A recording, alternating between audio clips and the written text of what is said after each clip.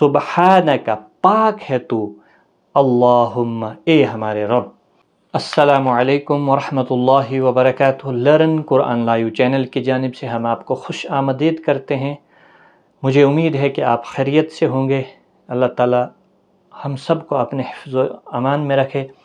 आज की इस वीडियो में हम सीखने जा रहे हैं तकबीर तहरीमा और सना। आइए शुरू करते हैं। औज़ु बिल्लाहि मिनश शैतानिर रजीम, बिस्मिल्लाहिर रहमानिर रहीम। तकबीर तहरीमा, अल्लाहु अकबर, सना, सुब्हानक अल्लाहुम्मा व बिहम्दिक व तबारक अस्मुक व तआला जद्दुक व ला इलाहा गैरुक। इसकी हमने तिलावत की। आइए अब इसके रूल्स जो हैं तजवीद के वो जानते हैं। उनको आप ध्यान से देखते रहें। इंशाअल्लाह इस वीडियो से आपको बहुत फ़ायदा होने वाला है। वीडियो को आखिर तक ज़रूर देखें। तकबीर तहरीमा, जब हम दोनों हाथ कंधों तक उठाते हैं कानों की लो के बराबर, तो इसको कहते हैं तकबीर तहरीमा, यानी अल्लाह अकबर। तो इस अल्लाह अकबर को कैसे पढ़ना है? अल्लाह सबसे बड़ा है, अल्लाह अकबर। तो याद रखें, इसमें जलाला जब जहाँ पर भी कुरान मजीद में आ जाए, जब भी पिछले हरफ के ऊपर ज़बर या पेश हो तो मोटा पढ़ना है अल्लाह का लाम, और ज़ेर की हालत में बारीक पढ़ा जाएगा। अल्लाह अकबर, यहाँ पर भी ख्याल रखें, और यहाँ पर भी वही कायदा इम्प्लीमेंट होगा। यहाँ पर भी पुर पढ़ा जाएगा, और इसके ऊपर जो खड़ी ज़बर है इसको भी एक अलिफ की मिक़दार के बराबर खींच कर पढ़ेंगे, क्योंकि ये हुरूफ़ मद्दा के कायम मुकाम है। अभी मैं यहाँ पर बताता हूँ आप हुरूफ़ मद्दा के कायम मुकाम कैसे है।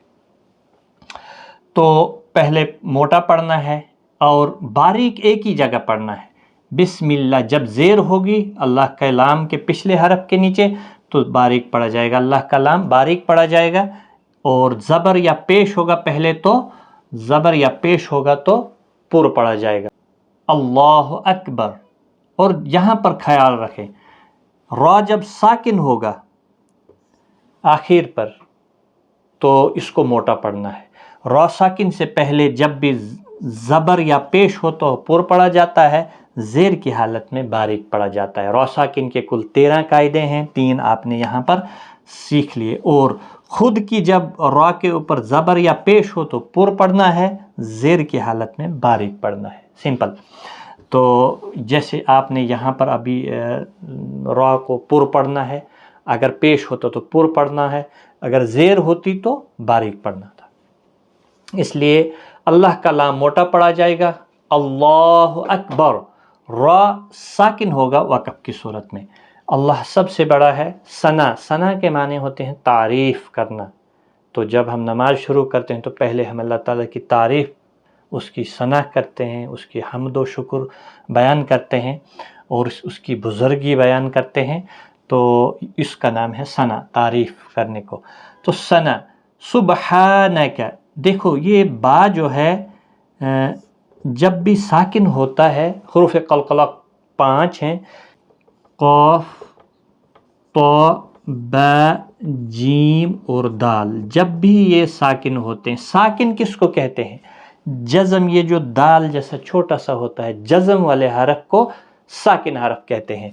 तो जब ये साकिन होते हैं तो इन पर क़लक़ला होता है। कैसे? सुब, ब, ये जो ब है ये क़लक़ला है। सुब्हानक, सुब्हानक, हा का ख़ास ख्याल रखें, ये वस्त हलक वाला है, हुरूफ़ हल्की का, और ये सीने की तरफ से सांस छोड़ते हुए नरमी के साथ अदा करते हैं। अगर आप नरमी के साथ पढ़ेंगे तो गलत होगा, और थोड़ा सख्ती के साथ हा को अदा करना है, सुब्हानक। और ख्याल रखें, जिस हरफ के ऊपर भी ज़बर, पेश या ज़ेर होगी उनको खींचते नहीं, बल्कि मारूफ पढ़ते हैं, न झटके के साथ पढ़ते हैं। बा ज़बर बा, सुब, हा, सीन, सुब, सुब, सुब्हानक, नक, नक, ना का नहीं पढ़ना है। अगर ना किया तो हम खींच लेंगे इसको, फिर मद बन जाएगा। सुब्हानक, ज़बर, ज़ेर اور پیش والے حرف کو بغیر کھینچے پڑھا جاتا ہے. ہا کو آپ نے ایک الف کی مقدار کے برابر کھینچ کر پڑھنا ہے کیونکہ حروف مدہ 3 ہیں، الف، واو اور یا.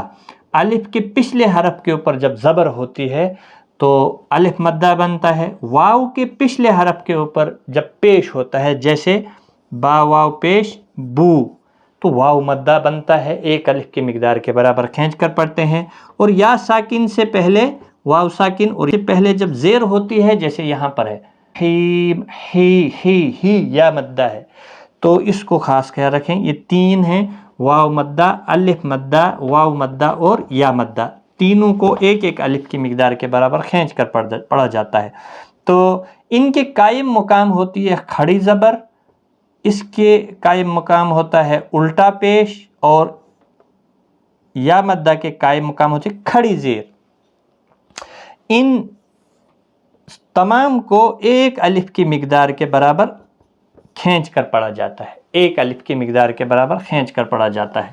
تو دیکھیں اللہ کے لام کے اوپر کھڑی زبر ہے، اس کو ایک الف کے برابر کھینچ کر پڑھا جائے گا. سبحانک اللہم، اللہ کے لام کو پہلے پر پڑھنا ہے اور اس کے اوپر کھڑی زبر ہے، ایک الف کی مقدار کے برابر کھینچ کر پڑھیں گے. اور تشدید والے حرف کو سختی کے ساتھ پڑھیں تاکہ تشدید ظاہر ہو. تشدید والا حرف پہلے پچھلے حرف کے ساتھ ملا کر پڑھا جاتا ہے، پھر اپنی حرکت کے ساتھ پڑھا جاتا ہے. جیسے کاف لام زبر کل، لام کھڑا زبر لا، کل لا. اسی طرح سے یہاں پر بھی میم مشدد ہے، می، ہا میم پیش ہم، میم زبر ما، ہم. اب دیکھیں میم مشدد اور نون مشدد. مشدد ہوتا ہے جس پر یہ ڈبلیو جیسا ہوتا ہے، تشدید والے حرف کو مشدد حرف کہتے ہیں. تو یہ 2 حروف گنہ ہیں، ان کو گنہ کے ساتھ پڑھا جاتا ہے. جب حروف گنہ 2 ہے، میم مشدد اور نون مشدد. اللہم، سبحانک اللہم، یہاں تک ہو گیا. وبحمدک، اور میم ساکن کے 3 قاعدے ہیں. میم ساکن کے بعد جب دوسرا میم آتا ہے تو ادغام شفوی ہوتا ہے، اور میم ساکن کے بعد جب با آتا ہے تو اخفاء شفوی ہوتا ہے. اور ان 2 کے علاوہ حروف تہجی یعنی حروف الہجا کے جتنے 29 حروف یا 28 کہیں یا 30 کہیں، ان میں سے کوئی حرف آتا ہے تو وہاں پر اظہار شفوی ہوتا ہے، یعنی میم کو ظاہر کر کے پڑھیں گے. وبحمدک، حمدک، حمدک، وبحمدک. باقی دال کو بھی نہیں کھینچنا ہے، کاف کو بھی نہیں کھینچنا ہے. سبحانک اللہم وبحمدک وتبارک اسمک. وتبا، دیکھو با الف مدہ ہے، الف خالی ہے، پچھلے حرف کے اوپر زبر ہے، الف مدہ ہے. اور کا کو کھینچنا نہیں، سین ساکن کو بھی ہلانا نہیں کیونکہ حروف قلقلہ میں سے نہیں ہے، اس لیے اس کو بھی ہلانا نہیں، قلقلہ نہیں ہونا چاہیے گا. وتبارک اسمک وتعالی. دیکھیں اب آ اور لام کے اوپر کھڑا زبر، دونوں کو ایک ایک الف کی مقدار کے برابر کھینچیں گے. میں نے بتایا تھا کہ حروف مدہ کے قائم مقام ہوتی ہے کھڑی حرکات، کھڑا زبر، کھڑی زیر اور الٹا پیش. وتعالی، بہت سارے لوگ یہاں پر غلط پڑھ دیتے ہیں. وتعالی جدو کا، دیکھیں جیم دال زبر جد، دال پیش دو، کاف زبر کا، جدو کا. یہ اس کا مخرج بنتا ہے. جب ہم اس کو لکھتے ہیں تو تشدید والے حرف کے اندر 2 حرف پائے جاتے ہیں. پہلا پچھلی حرف کے ساتھ ملا کر پڑھا جاتا ہے اور دوسرا اپنی حرکت کے ساتھ پڑھا جاتا ہے. جیم دال زبر جد، دال پیش دو، جدو کا. اس لیے سختی کے ساتھ پڑھیں، اگر آپ نرمی کے ساتھ پڑھیں گے تو ایک دال اس میں حذف ہو جائے گا.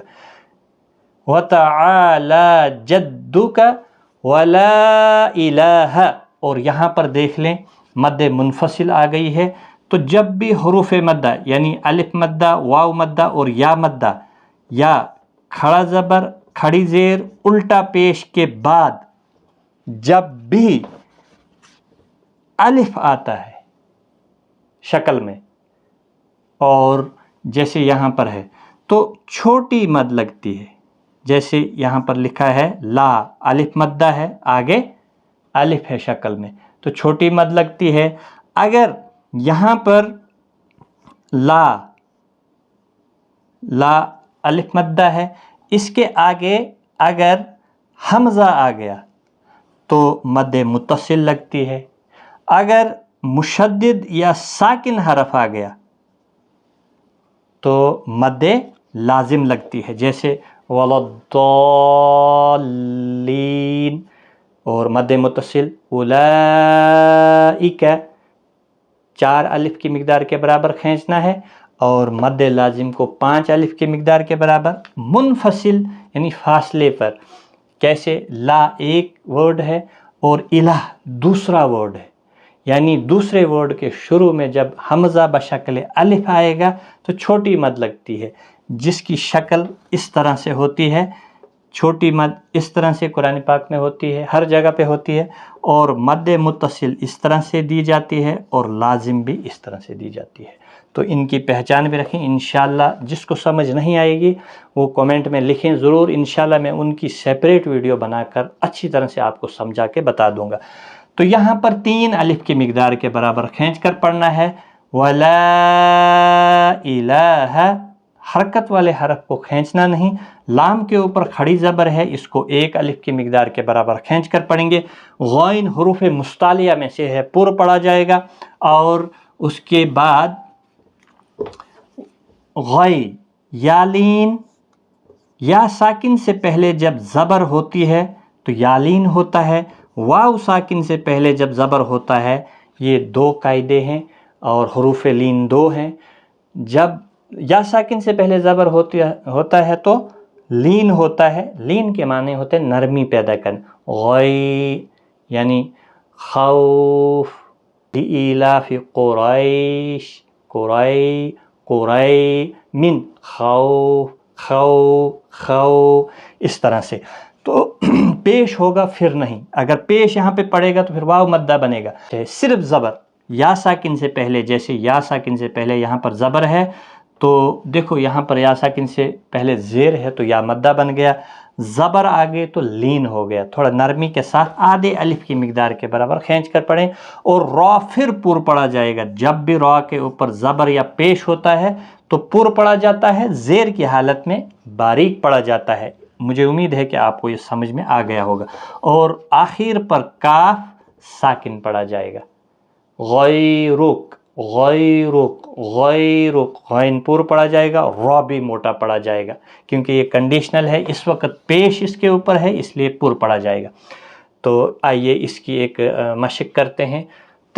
تکبیر تحریمہ، اللہ اکبر، اللہ سب سے بڑا ہے، سبحانک اللہم وبحمدک وتبارک اسمک وتعالی جدک ولا الہ غیرک۔